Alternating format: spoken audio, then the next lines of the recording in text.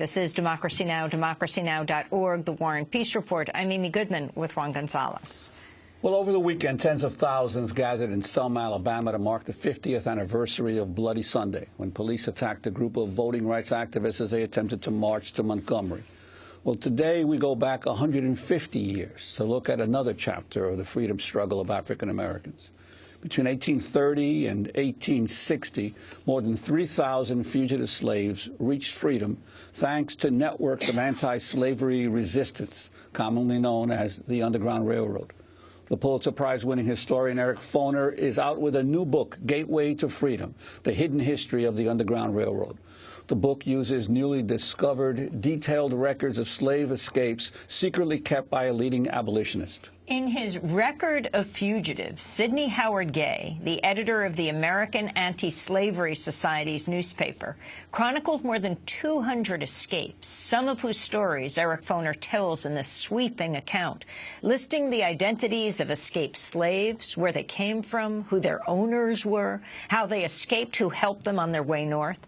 Well, for more, we're joined by Eric Foner himself, professor at Columbia University, the author of numerous books on American history, most notably the award-winning work Reconstruction, America's Unfinished Revolution, 1863 to 1877, and The Fiery Trial, Abraham Lincoln and American Slavery.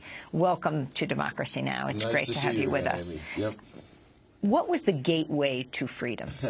Well, that's sort of a term I use for New York City because these networks, particularly on the eastern, corridor here, of local groups assisting fugitive slaves. New York City was a key point there because once slaves reached New York City, they were quickly sent up to New England or to upstate New York or Canada. So really, this was the point from which they would be very close to freedom. I also use that title, although nobody realizes it, in a slightly ironic sense, because that's how we think of New York. As a New Yorker, we think of ourselves, the Statue of Liberty is over here, as a place that people come seeking liberty, seeking better opportunity than they have somewhere else. But in fact, here you have the opposite. You have people having to flee New York, having to flee the United States in order to achieve freedom. So in a way, it's a different kind of gateway than we normally think about. You have to leave to get freedom, not enter the United States. And this record of fugitives that Sidney Howard Gay compiled, tell us the story of it. Well,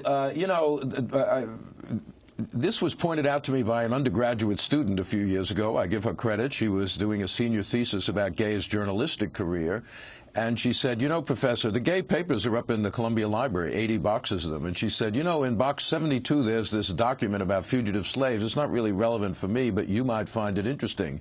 So I went up there one day. I said, give me box 72.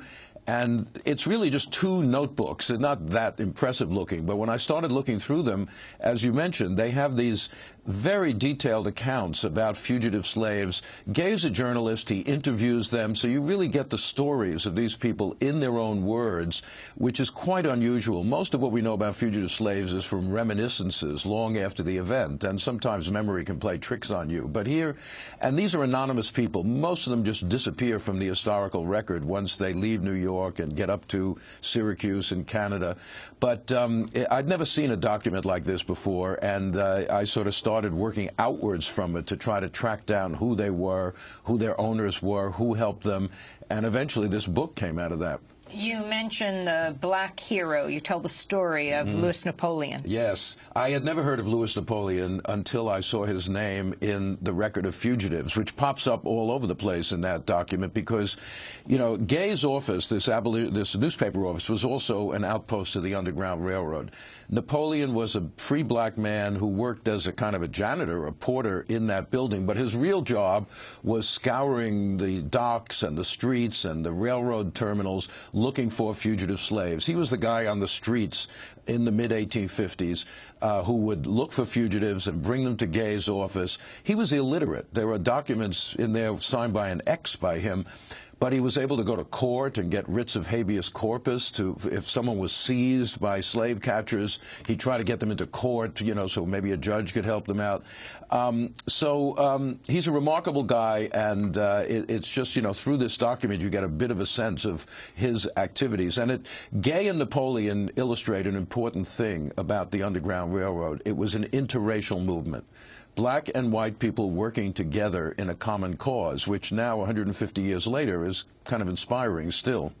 You also devote a lot of time to another activist journalist of that era, David Ruggles, yes, and the editor of the Mirror of Liberty, and you talk about his key role in terms of the Underground Railroad. Ruggles is a generation earlier. You might almost say that Ruggles is the founder of the Underground Railroad, because in 1835 he founded what was called the New York Vigilance Committee. Now, you know, fugitive slaves had escaped ever since there was slavery, but this is the first organized effort to help them.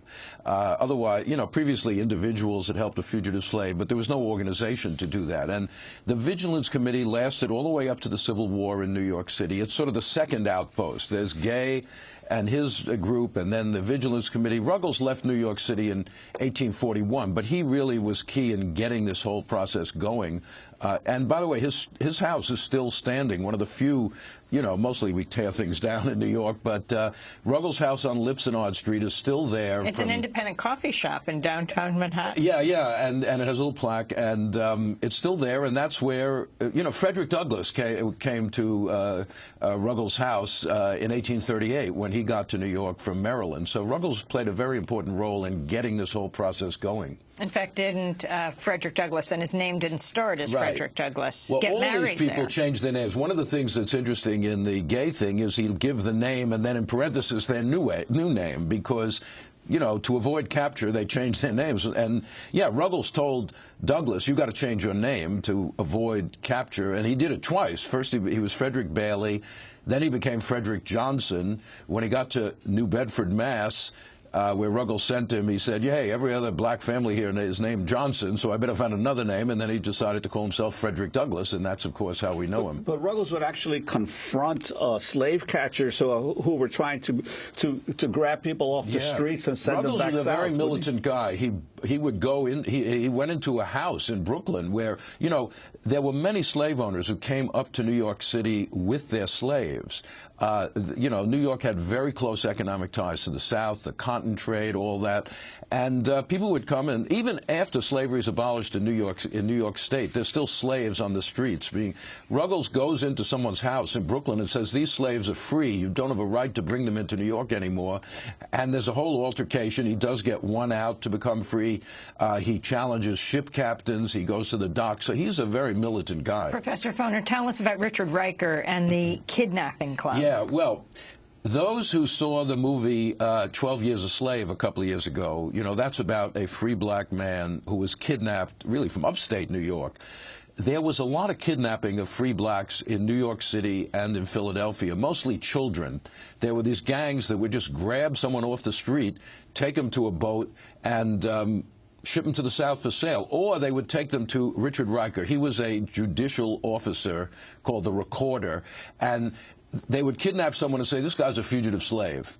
And they'd bring him to Riker, and Riker would just issue an order. Yeah, he's a fugitive slave, back to the South, even though the guy was born free. And this is why the Vigilance Committee was founded in the first place, to combat kidnapping. And it very quickly then turned into helping fugitive slaves. But, you know, New York was full of slave catchers. It was a dangerous place for fugitive slaves.